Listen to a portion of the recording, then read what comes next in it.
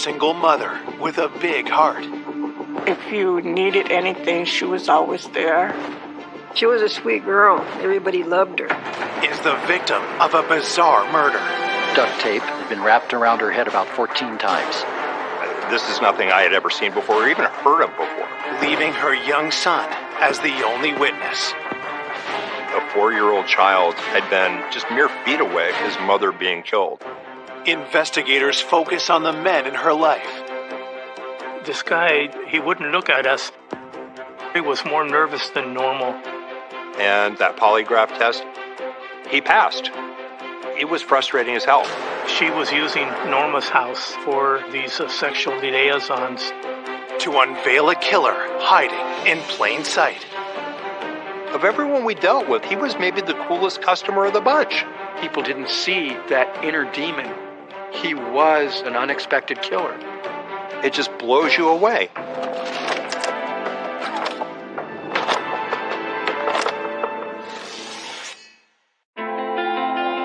Port Hueneme, California, a peaceful beach town on the Pacific coast. It's a hidden gem. Port Hueneme is about 60 miles north of LA. It's a completely different environment. It's a lot more relaxed. It's a quiet town, and it's a town that has, for a long time, a ridiculously low crime rate and very rarely a homicide. But the tranquility of the seaside community is shattered one summer morning when police get an urgent call. On June 1st, 1993, it was about 7 o'clock in the morning, our dispatch received a call of a possible homicide. An ex-husband had called up and said that his ex-wife had been murdered. We hadn't had a homicide in over 3 years. It took me a second to realize, okay, this is real.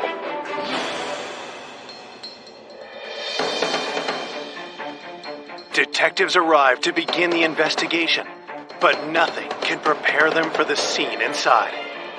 I got inside the house, and then it was like, oh my God. This is just too bizarre for words. She's laying on the floor, head encased in duct tape. It had been partially cut away, but it appeared as though someone had tried to wrap her like a mummy. It went from the top of her forehead to the chin. It was just incredibly strange. This is nothing I had ever seen before or even heard of before. And some rigor mortis had set in the back portion of her body because she was laying on the back. Usually rigor mortis takes a number of hours to show up. We estimated that the victim probably died in the early morning hours. When I saw that duct tape, the first thing that entered my mind was this was somebody she knew. Whoever did it didn't want to have her look at them while they were committing the crime. Looking to unravel the mystery of this bizarre murder, detectives turn to the victim's ex-husband, who claims to have discovered the body. At the house, the ex-husband was there, his brother was there, and 2 younger sons were there. The ex-husband, Tony, identifies the victim as 32-year-old Norma Rodriguez, mother to 2 boys, Andrew, 11 years old, and Austin, 4 years old. Tony, he said that he had come over to the house to pick up the kids to take them to school, which was his regular practice. The 2 boys were still asleep in their beds. When Tony realized what had happened to their mother, he told them to stay in their room until police arrived. Tony, his brother Hector, and the 2 sons were transported to the Port Hueneme Police Department, where they were going to be interviewed separately. Tony and Hector were first at the house, and we needed to determine what happened. Police continue to comb through the house looking for clues. It was not a scene of extreme violence. There wasn't blood anywhere. There weren't a lot of things overturned. In the bedroom, we located her purse, and it was intact. There wasn't anything that seemed to be missing. This was not like a burglary that had gone wrong. There's no sign of forced entry into the home. Then, something else catches the detective's eye. I noticed a set of keys that were on the floor. They were in an unusual location, close to her body. We checked and confirmed they were Norma's house keys. But why were Norma's keys lying next to her body? As investigators finish processing the scene, Norma's sister, Aurelia, arrives. I was supposed to pick her up because we were going to go looking for a car for her. And I had been calling her. And I drove to her house. That's when I saw the yellow tape. I saw the police department there, and that's what they told me would happen. And my worst nightmares, did I ever think that this would happen to my sister? It is horrible, horrible.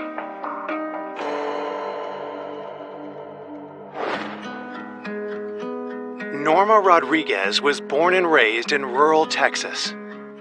We're 7 sisters and 1 brother. She was the middle child, and, I was really close to Norma. She was very quiet, very reserved, a very big heart. If you needed anything, she was always there. I first met Norma in 1975 in junior high school. We were 14 years old, and we became friends right away. Well, we used to hang out together and just go everywhere together. She could be feisty, but she was a sweet girl. Everybody loved her.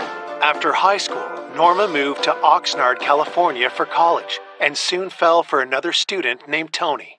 She loved him. She just loved being with him. Their college romance became more serious, and 2 years later in 1982, Tony popped the question. They soon had their first son, Andrew, and their second son, Austin, arrived 7 years later. She was just a great mom. Norma was very devoted to her boys. Her boys were her life. But in 1991, after almost 10 years together, Tony and Norma's marriage became strained. Tony was really never around. She was getting into arguments and fights with Tony, asking him to provide for them.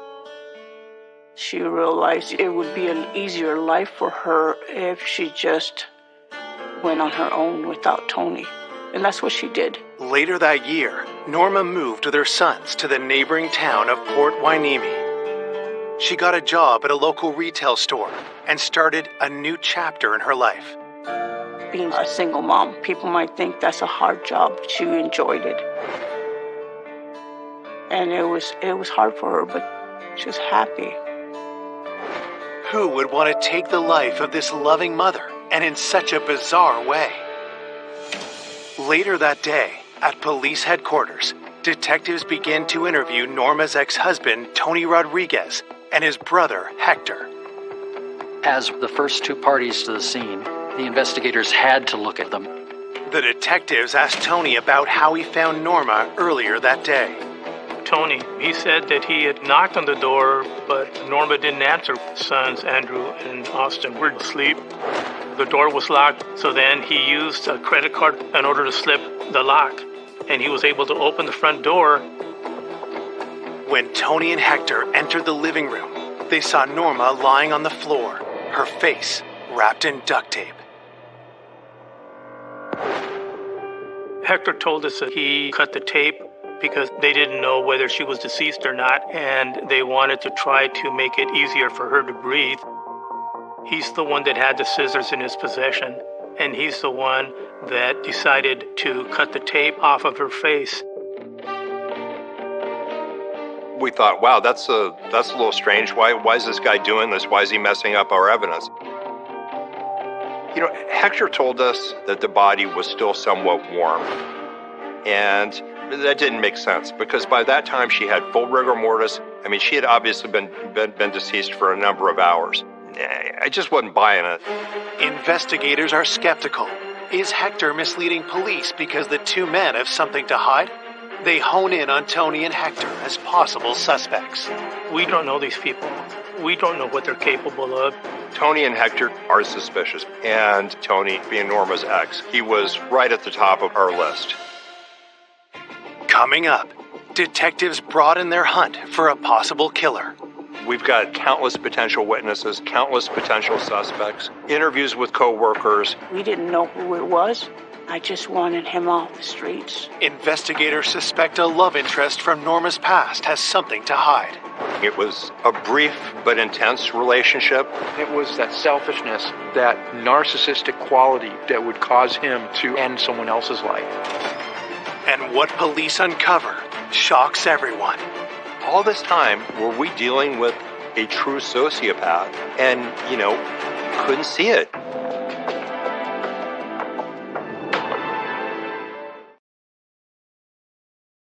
Mother of two, Norma Rodriguez, has been found murdered with her head wrapped in duct tape. Less than 24 hours into the investigation, detectives are interviewing their first suspect, starting with her ex-husband, Tony Rodriguez. In a case like this, statistics will show you that an overwhelming amount of the time it's going to be that significant other or former significant other who ends up being your suspect. Investigators ask Tony about his relationship with Norma in the weeks leading up to her death. At the time, Tony said that they had been separated for a couple of years.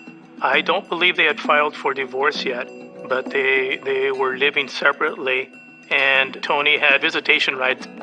They weren't close friends anymore, but they tried to maintain the friendship for the boys. But police have a different account from Norma's family. We learned that shortly before the homicide, there were some conflicts. Norma, she was upset at the fact that he would come make excuses to come over with the boys, but he would end up wanting to stay there. She used to complain about that. I said, don't let him in. He doesn't have the right to come into your house. And she was a little timid when it came down to Tony. According to loved ones, Tony couldn't accept that Norma was moving on. Detectives press him about his whereabouts in the hours surrounding Norma's murder. Tony said that on May the 30th, early afternoon, he talked with Norma and asked if our son Andrew could stay with him. Tony had tickets to an Angels game the next day, and so they agreed that that was okay. Tony says Andrew was dropped back home the next night. At the time, Tony never entered the house. He found Norma's body the next day. Did Norma's ex innocently walk into the crime scene that morning, or had something more sinister happened? The potential motive with him was he wanted the kids. Maybe one thing led to another, and he lost control. In a room nearby, police questioned Tony's brother Hector, since he was with him when Norma's body was found. They asked where he and Tony went after dropping Norma's son at his mom's. Hector, he said that they had been at his residence with other family members in the city of Oxnard. And when we interviewed those family members, they corroborated what Tony and Hector told us. Knowing their alibis are far from concrete, detectives asked Tony and Hector to take polygraph tests. The results of the tests were that they were being honest in stating that they did not know anything about the homicide. With no hard evidence to hold them, investigators are forced to let the two men go.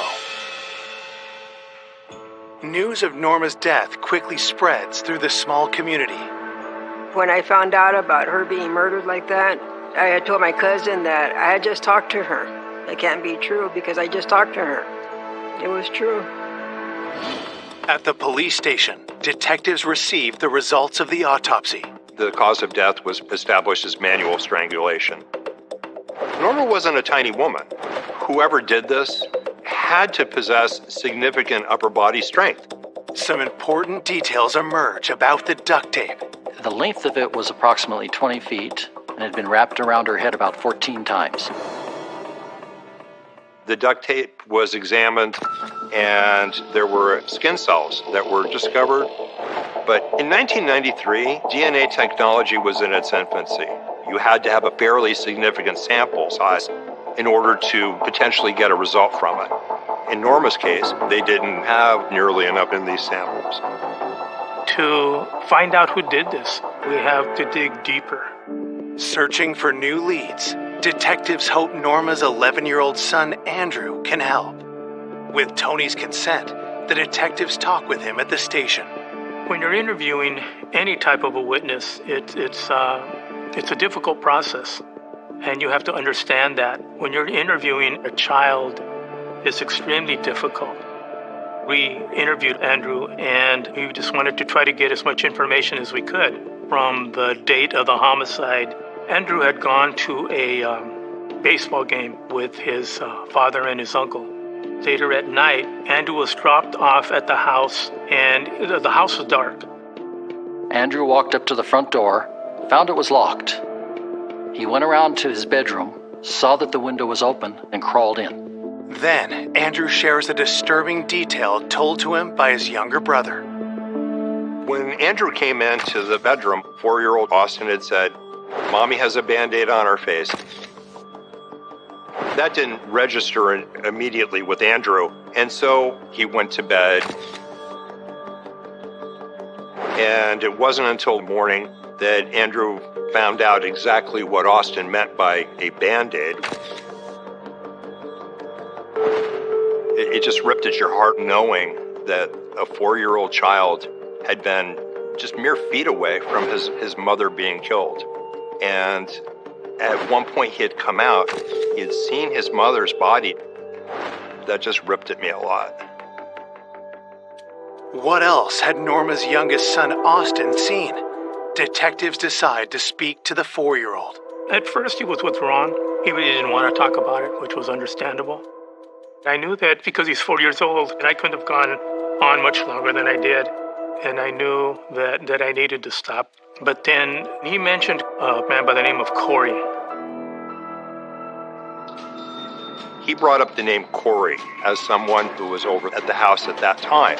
Now we've got this person who might end up being our prime suspect.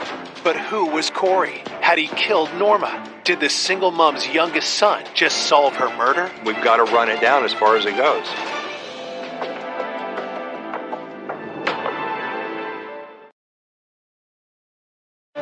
Police are investigating the bizarre murder of single mother Norma Rodriguez. Her youngest son, Austin, says he saw a man named Corey at their home around the time of the murder. At that time, we had no idea who Corey was, but it was something that had to be checked out.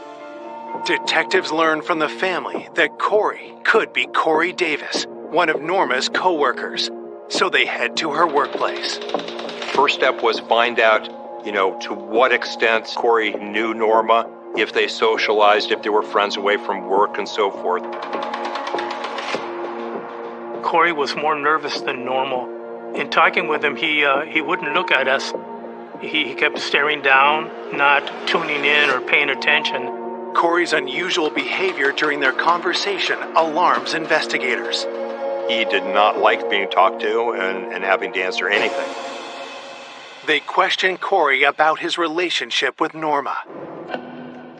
He stated that he would interact with Norma at work, but they weren't that close with each other, and they didn't have any interactions beyond that. Detectives want to know if he was at Norma's house near the time of her murder, as young Austin claimed.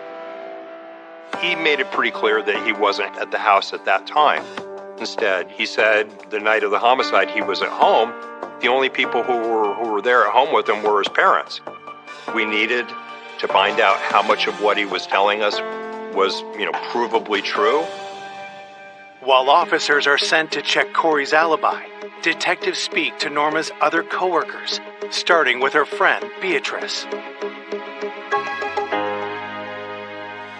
Beatrice came to Norma's house on Sunday, the day before the homicide. Norma had a get-together, a small barbecue at her house for several of her co-workers. Police ask Beatrice if she remembers anything unusual about the day of the barbecue. Beatrice said that while she was there, suddenly Norma can't find her keys anymore. And they ended up searching all over Norma's house, trying to figure out what happened to Norma's keys. They didn't find them, and then they're laying beside her body, beside her house at the time she's found. We figured someone had taken her keys, and that's how they were able to enter the house. It's a significant lead. Does this mean the killer stole the keys at Norma's barbecue? Detectives renew their focus on her inner circle. From everything we knew, this was a pretty personal crime. We had a certain confidence that the killer knew Norma. At the police station, investigators discover information they received from Corey Davis has some holes. One of the things we do with everyone is we find out what their addresses are, their date of birth, everything else. And with Corey Davis, one of the things we noticed was that his address he gave us was not the address where he was actually living. So there was a discrepancy there. Why would Corey withhold that information from detectives? They wonder what else he's hiding. But at this point in time, Corey jumped out at us as this is the one we need to concentrate on. Police bring Corey in for an interview, but he's far from helpful. He's like, well, I don't want to be involved in this. Well, I understand that, but like it or not, you are part of this case. If you want to be eliminated from the suspect pool, the best way to do that is to cooperate with us. Detectives share details of the crime with Corey to observe his reaction. With the information that we were giving to him, he was obviously upset, and he took it really hard. Corey denies any involvement in Norma's death. They ask him to take a polygraph test. He submitted to the test, and he passed. All detectives have tying Corey to the crime scene is a statement from Norma's 4-year-old son. But police know he could be mistaken, given his young age and traumatic experience. At that point, Corey worked his way down the ladder of possible suspects dramatically. 1 week into the investigation, detectives are out of leads. They look at who else was at Norma's barbecue the day before she was killed. Friends tell them about a former coworker named Warren Mackey. Warren Mackey was a previous co-worker of Norma's, and also he lived in fairly close proximity to her. Warren and Norma hit it off and became friends. They worked together for a while, and the work relationship became a social relationship. It appeared that Warren had something more than just a friendship interest in Norma. I remember Norma telling me that there was a guy there that she used to work with, and he was always trying to talk to her and trying to ask her out. Talking to Norma's coworkers, detectives learned that Warren pursued Norma, but she wasn't interested in him romantically. Norma told Beatrice and some of the other people that she felt that Warren wanted more than to be friends, and that she wasn't interested in that. She tried to curtail any attempts that he may have made to ask her out. Some of the employees that we talked with felt that Warren wasn't real pleased with that. He liked Norma, and that he wanted the relationship a little bit more than what it was. But Norma still tried to maintain their friendship. She noticed he was kind of like an outcast, just very private. So she tried to include him in the group. She didn't want to leave him out. As detectives look closer at the quiet coworker, the information they uncover is concerning. Started picking up little details about him at that point. There were some people who said, yeah, good guy, he was okay to work with. But, there were enough people who pointed out that he was a little weird and had made some overtures to Norma, enough to make us want to look into this a little further. But did Warren's workplace crush make him a killer? The nature of the relationship was of interest to us. We're going to have a conversation with Warren Mackey.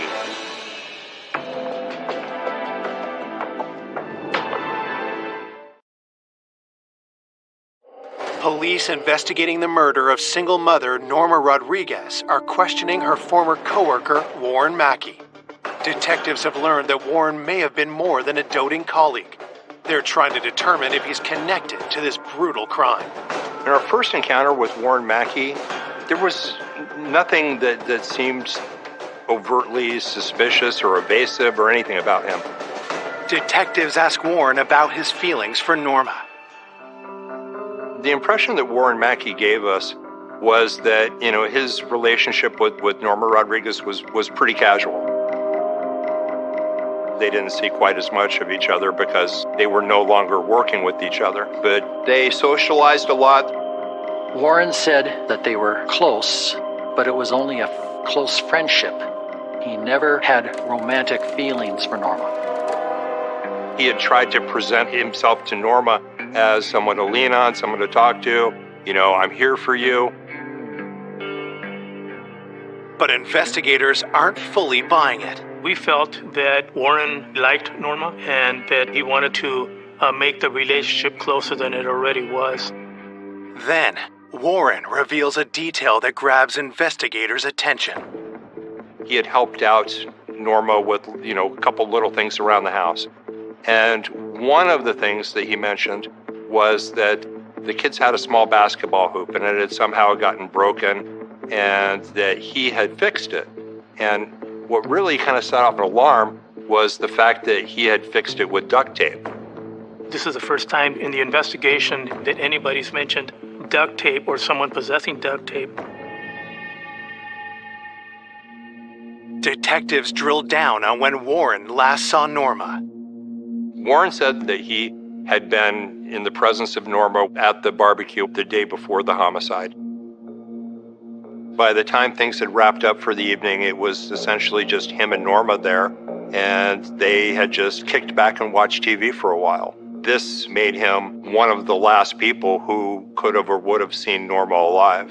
Had the former coworker made advances on Norma, then attacked her when she turned him down?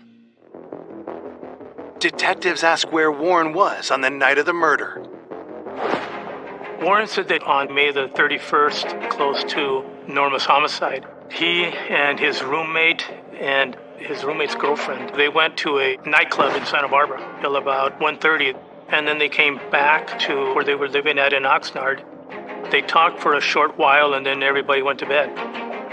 We drove to Oxnard, and we ended up talking with his roommate and her girlfriend who had gone with him for the night, and they corroborated his story as far as them going to Santa Barbara, closing the nightclub, and then getting back probably between 1:30 and 2 in the morning.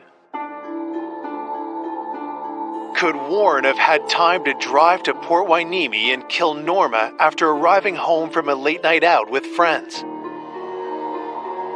Warren agrees to take a polygraph. And he passed it, stating that he knew nothing about the homicide and he knew no one who would have killed her.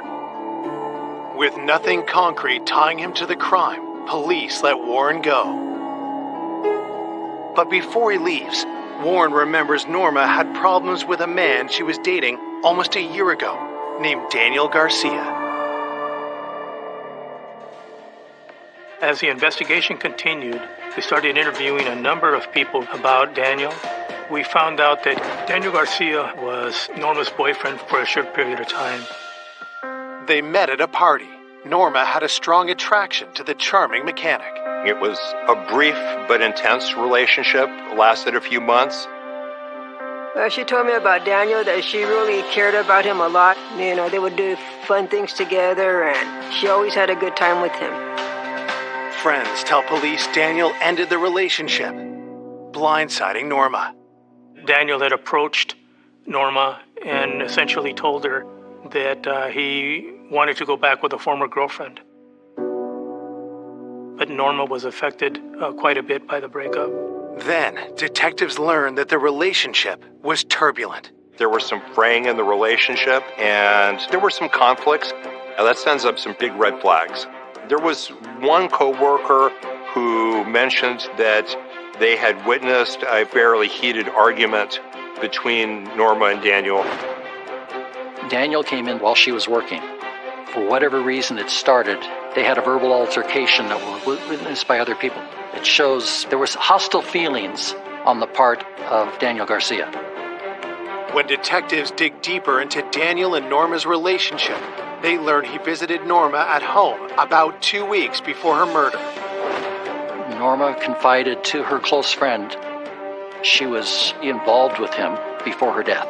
With a history of conflict in the relationship, did an argument turn deadly? And this is big. Any big fight that went on, that was problematic. Detectives are closing in on their new suspect. This could be our guy. We have to find out if he could have committed this crime.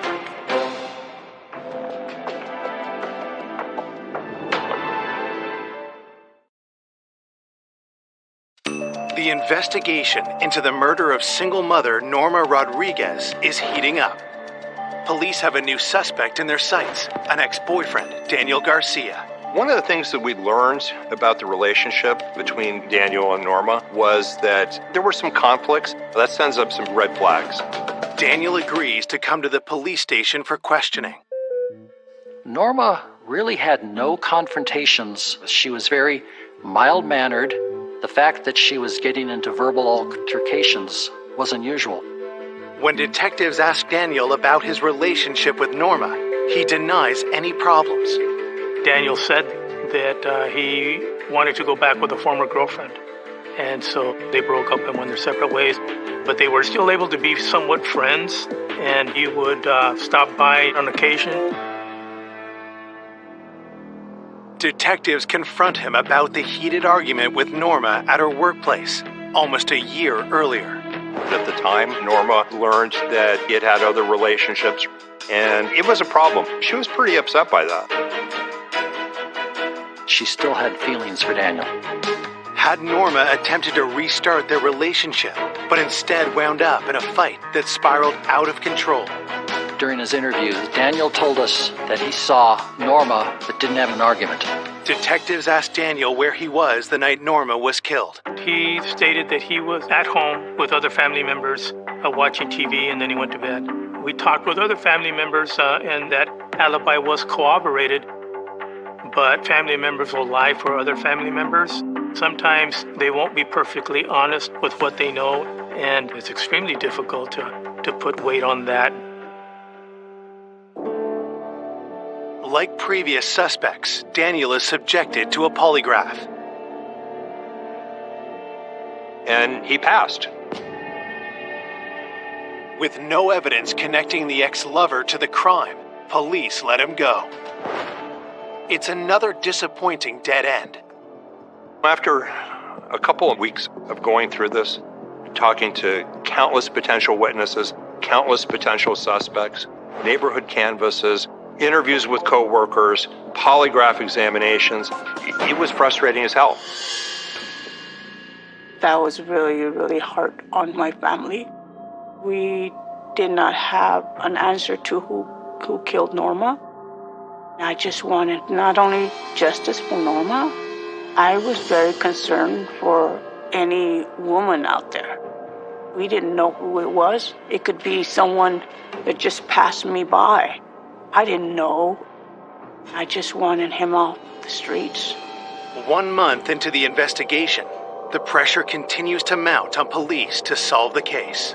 We would get calls from the media every day.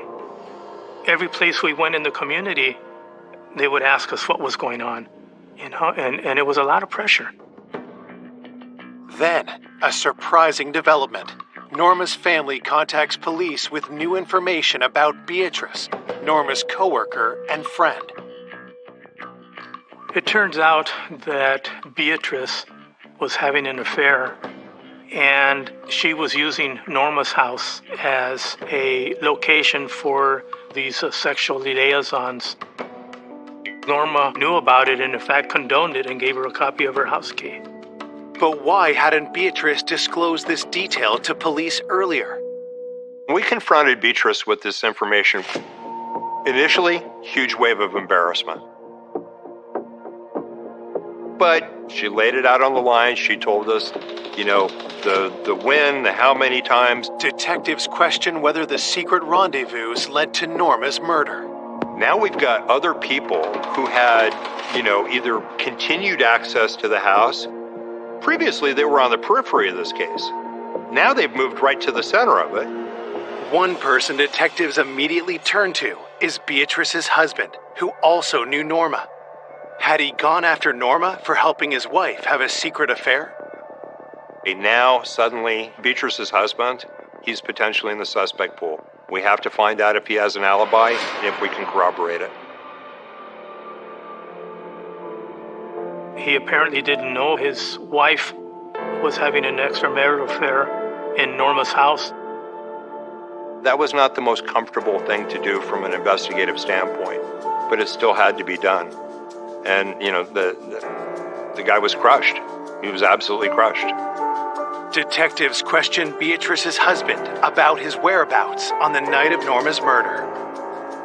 He told us that he had been at work late that evening. We talked to a lot of his coworkers. Everything about this man was genuine. 6 months into the investigation of the murder of Norma Rodriguez, detectives worry the trail has gone cold. We're no closer to narrowing it down than we were on day one. This case was very mind-boggling. You build up things that, wow, this is going to be great, it's coming together, and then it falls apart. As time progressed, the lead started falling off. It was tough. It was really tough. Months turn to years. For nearly a decade, the case is at a standstill. But Norma's family doesn't give up. Every year, we would call the police department for any updates, any new leads or anything. We kept it active. We didn't want this case forgotten. During this entire investigation, I had the picture of Norma Rodriguez on my desk. I swore to her that I would never give up trying to find out who was responsible. Then, 10 years to the day Norma was killed. An astonishing break in the case. Worker with a crime lab, he had a lot of the evidence that we secured in the Norma homicide. He called me and he says, we have a match. We have a match on the DNA. My head just exploded with 1,000 thoughts. It was just nuts. I remember receiving the phone call and it was like winning the lottery.